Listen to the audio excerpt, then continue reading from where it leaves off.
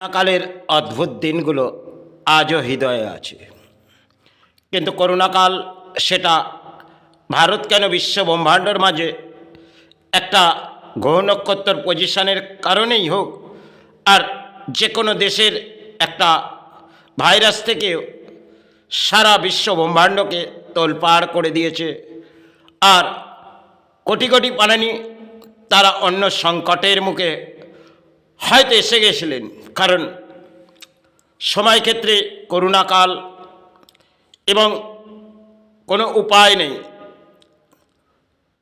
ধর্মের প্রচার করার পর হাতে কোনোই অর্থ নেই, তাহলে হয়তো যে নেশাটা করি একটি বিড়ি খাই সেটাও বসস্থানের মাঝে নেই, আর সন্তানদের অন্যের আহার দেবো সেটাও তো নেই। কারণ রাজনীতির মাঝে হয়তো কিছু দান এই দেশের মাঝে চলেছে হয়তো, কিন্তু কোনো রাজনীতি করি না, তাহলে এ দরজায় কিছু দান আসবে না। কারণ এটাও একটা অদ্ভুত মায়ের খেলা, এটা তাদের করণীয় নয়, এটা মায়েরই খেলা।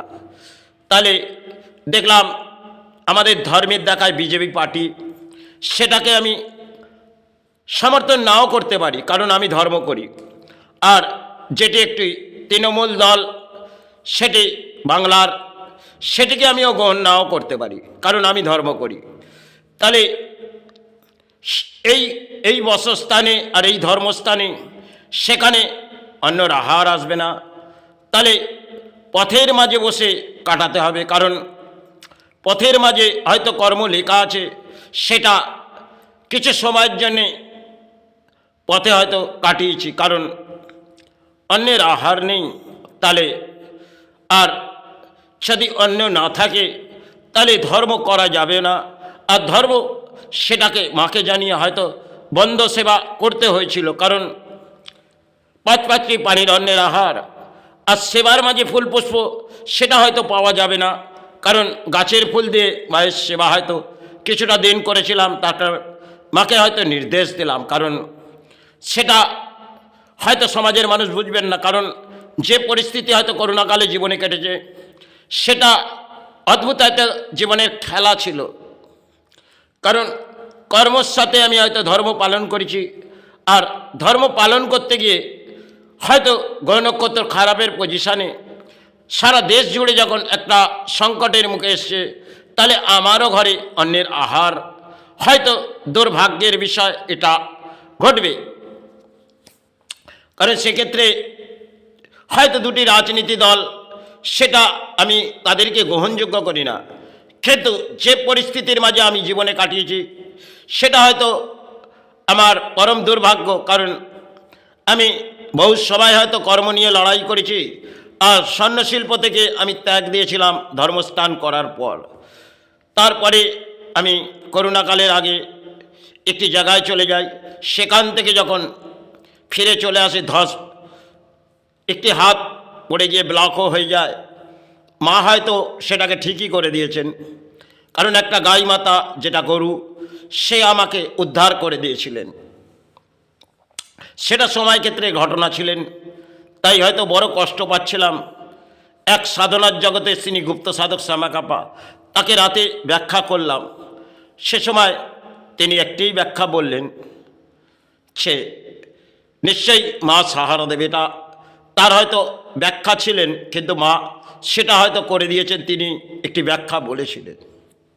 যাই হোক, করোনাকালে জীবনে হয়তো দুর্ভোগ কেটেছে, হয়তো আজ আছি কাল চলে যাব, কিন্তু দুর্ভোগ জীবনে কখন কি আসে আমরা কিছুই জানি না।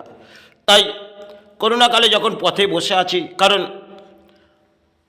পথে সবই বন্ধের প্রভাব সারা দেশ জুড়ে, আর সেখানে প্রশাসনও হয়তো সেখান থেকে তুলে দেবে, কারণ প্রশাসন এক একটা দিন পালন করছেন যে কিছুটা সময় হয়তো ছাড় দিচ্ছেন, কিন্তু ঘরে যখন অন্য না থাকবে তাহলে পথে নিশ্চয়ই বসে কাটাতে হবে। কারণ সৎকর্ম নিয়ে হয়তো করোনাকালে পথেই বসেছি। তাই যখন করোনাকালে পথে বসে কাটিয়ে দিচ্ছি, তখন জীবনে হয়তো আমরা পাথর, যেটা আমি সেবা করছি সেটাও একটা মাতৃর চরণে, তাহলে সেই জায়গার মাঝে বেশ কিছু পাথর ফেলে দিলাম, কারণ গ্রহ নক্ষত্র খারাপ। তাহলে নিরুপায় হয়ে হয়তো বসে আছি মুখোশটা খুলে, তাহলে এই প্রশাসন আমাকে বসতে দেবে না, আর সমাজের মানুষ সেটা তাদের গ্রহণযোগ্য করবে না, আর কাছেও কেউ আসবে না। এটা জীবনে কেটেছে। কারণ কাটার পর আমি হয়তো এক সাধু সন্ত সমাজ কিছু সময়, সেটা 2 বছর পর তিনি করোনাকালে পাস করছেন, আর হয়তো দেবী দুর্গার আবির্ভাব এসে গেলেন। আমি জপের মাঝে আছি, তিনি শিউলি ফুল আবির্ভাব যেন দিয়ে চলে গেলেন। আমি বুঝে উঠতে পারলাম না, আমি তো ধ্যানে বসে আছি, আর কে ফুল পুষ্প ফেলে গেল। বহু দূর এগিয়ে গেলাম, দেখলাম কিছুই তো দেখতে পেলাম না, একটা গাড়ি যেন গতিবেগ বেরিয়ে গেলেন। সেটা তারা করেছিলেন হয়তো, পরক্ষণে তারা বেশ কিছুদিন পরে দূর থেকে আশীর্বাদ করে, সেটা তাদের হয়তো এটা আমার প্রাপ্তিযোগ ছিল, তারা সেটা করে গেলেন। তাই তাদের আমি চরণে প্রণাম জানাই। তারা বৃদ্ধ মানুষ কেউ কেউ ছিলেন, তারা ধর্মের আশ্রয়ে হয়তো বেরিয়েছিলেন করোনাকালে, আর আমার তো উপায় নেই, আমি সেই পথেই বসেছিলাম। যাই হোক, সে সমস্ত হয়তো ধূপবাতি নিয়েই বসে আছি, কারণ ঘরে অন্য সংকট, তাহলে নিরুপায় হয়ে হয়তো জব চালিয়ে যাচ্ছি। কারণ সেখানে কিছু মানুষ তারা তো ধূপবাতিও নেবে না, কারণ আমি মুখোশটি খুলে বসে আছি, আর তারা মুখোশ পরে ঘুরছে সমাজে।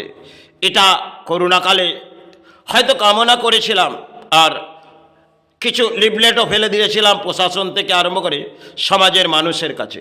কারণ যেটা হয়তো ঘটেছে তার বেশ কিছু আগে আমি জীবনে কিছু দেখেছিলাম, যে কিছু ঘটতে চলেছে প্রকৃতিতে। কারণ একটা সূর্যের মধ্যে একটা তীর ছানা ছুটে আসছে, তার বছর 3 আগে এই জীবনের অদ্ভুত ঘটনাটা সূর্য থেকে হয়তো আমি দেখেছিলাম, যে প্রকৃতিতে কিছু একটা প্রলয় আসতে চলেছে। কিন্তু নিরবায় হয়ে গেলাম সময় ক্ষেত্রে। তারপরেই হয়তো বছর 2-3 পরেই সেই পজিশনই হয়তো ঘটলেন বটে। তাই যখন এটি ঘটেছে সেটা আমারও জীবনে দুর্ভাগ্য, তাই সেটাকে কাটিয়েছি। কাটানোর পেছনে হয়তো দারিদ্রতা বহু কাটিয়ে দিয়েছি। কারণ হয়তো যখন আমি কর্ম করতাম, কর্মটা আমি ছেড়েও দিয়েছিলাম।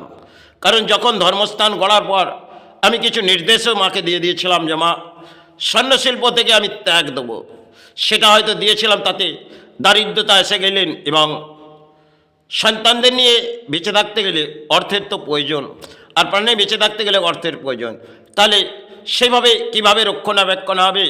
তাই কিছু কারখানায় কাজও করেছি, হয়তো সেটা কর্মজীবন হয়তো ছিল, কিন্তু সেখান থেকে কোনো অর্থ হয়তো যেটা পারিশ্রমিক করেছি তারা সেটাকে আত্মবোধ করেছেন। এটা জীবনের খেলা ছিলেন, কারো দোষ কারো নয়। কারণ আমার যে কাজগুলো করণীয় নয় সেটা আমি করেছি, কারণ জীবনে দারিদ্রতার মাঝে। কারণ একটি লোহা হয়তো কাঁধের মধ্যে চাগালাম, সেক্ষেত্রে একটি যেন পায়ে পড়তে গেলেন, তা মা বাঁচিয়ে দিলেন। আরেকটি কাঁধের উপরে এতটা ভারী পদার্থ, সেটা আমার দেহের মধ্যে সহ্য করার নয়, সেটা যেন এই জায়গার মাঝে কাঁধে ছোটো হয়ে গেলে বেশ কিছুদিন কষ্ট পাই, তারপর মা উদ্ধার করে দেয়। এটা মায়ের হয়তো মাকে ডেকে সবই আমি উদ্ধার করিনি। একটি ব্যাধি হয়তো জীবনে আছে, সেটা আমাকে তো যেতে হবে, কারণ ব্যাধি নিয়ে বউকে গুরু শ্রীচরণে গেছে, আমি কি এসেছি, আমি তো শ্রীচরণে যেতে চাই। তাই মা যতক্ষণ মুক্তি না দেবে আমি তো যেতে পারবো না। তাই সমাজের বহু কিছু জীবনে দেখেছি এবং কাটিয়ে দিয়েছি। জীবনে দুঃখ আর দারিদ্রতা কী জিনিস সেটা হয়তো আমি মনে ভাবি না, কিন্তু সেটা বাস্তব কতটা ঘটে যায়, আর সেক্ষেত্রে আমরা কতটা নিরুপায় হয়ে যাই সেটা কখনো বুঝে উঠতে পারি না। তাই করোনাকালে জীবনে যা অদ্ভুত কেটেছে সেখানে সমাজকে ব্যাখ্যা দেওয়া যায় না। কারণ পথে যখন ধূপবাতি নিয়ে বসে আছি, বহু সময় হয়তো কাটিয়ে দিয়েছি, হয়তো মা মা করে চিৎকার করে গেছি, কারণ এক একটা চোখের জল হয়তো সবাই ভেসে গেছে। সে মাই হয়তো নিরুপায় হয়ে সন্তানকে দেখেছে মা, তাই তার সেবা আমাকে বন্ধ করতে হয়েছিল। কারণ তিনি জানে তার সন্তান। তাই যেটুকুন আছি আজ, কাল হয়তো ফিরে চলে যাব, হয়তো মাকে কিছু অন্ন দিতে পারলাম না, এটা আমার পরম দুর্ভাগ্য। কারণ নিজে হয়তো গ্রহণ করেছি, আর পাঁচ পাঁচটি পানিকে অন্যের আহার গ্রহণ করেছি। কারণ সেবার মাঝে হয়তো ফুলপুষ্প দিয়ে মায়ের সেবা চালাই, একটু জল বাতাসা দিয়ে, কোনো দিন একটি মিষ্টি। কারণ বছরে হয়তো কিছু সঞ্চয় করে মায়ের সেবা আবির্ভাব চালিয়ে যায়। সেখানে পুরোহিত যে দানটি চায়, সেটাকে নিশ্চয়ই যতটুকুন বেঁচে আছি আমি তাদেরকে গ্রহণ করে দেব। কারণ এই ধর্মস্থানে কোনো অর্থ আমি লোভ লালসা করে জীবনে ত্যাগ দিয়েছি, তাই ত্যাগের মাঝেই হয়তো আমাকে শ্রীচরণে মা নিয়ে নিক, এটা কামনা করে আমি শেষ পথেই হাঁটছি। আজ আছি, কাল যদি মা শ্রীচরণে নিয়ে নেয়। কারণ হয়তো শিবরূপে মায়ের সেবা করে গেলাম, জীবনে দুঃখ দারিদ্রতা যাই থাক, মায়ের চরণে এসেছি, আবার ফিসে চরণে চলে যাব। এটাই তো কর্মের খেলা। তাই দেহর মধ্যে যাই আসুক না কেন, আর যে ব্যাধি নিয়ে হয়তো আমি বসবাস করছি, সেটা বেঁচে থাকা যায় না। কারণ সে সমস্ত ব্যাধি নিয়ে আমি কাটিয়ে দিয়েছি, কিন্তু যে জিনিসটি আমার নষ্ট হয়ে গেছে, সেটা হয়তো অপারেশনের পর সেটা আমার কর্মযোগে হয়তো ছিল, হয়তো গুরু কিছু আমাকে ব্যাখ্যা বলে গেছিলেন, সেটা গুরুর অদ্ভুত ব্যাখ্যা, সেটাকে হয়তো সময় ক্ষেত্রে আমি ভুলে গেছিলাম। আর আমি কিছু ডাক্তারকে ব্যাখ্যা করেছিলাম, সেটা তারা গ্রহণ করেননি, তারা অপারেশন করে দিলেন। করে দেবার পর জীবনে যা ঘটলেন, দুটি কান চলে গেলেন, পোস্টেরটি আস্তে আস্তে ইউরিন ব্লক হতে চলেছে। অত্যন্ত কষ্ট হয়তো হয়, কিন্তু তা নিয়ে ভাবি না। জীবনে কর্ম করে যাচ্ছি কারণ অন্যের আহারের জন্যে। আর পাঁচটি মা যতটুকুন সাহারা দেয়, কারো অর্থ আমি লোভ লালসা করি না। তাই মাকে জানিয়ে আমি আজ আছি, কাল যেন মা শ্রীচরণে নিয়ে নেয়। সন্তান পরিবার তারা যেন সাহারা থাকে, কারণ তাদের কোনো কষ্ট না, এটাই কামনা করে যাই।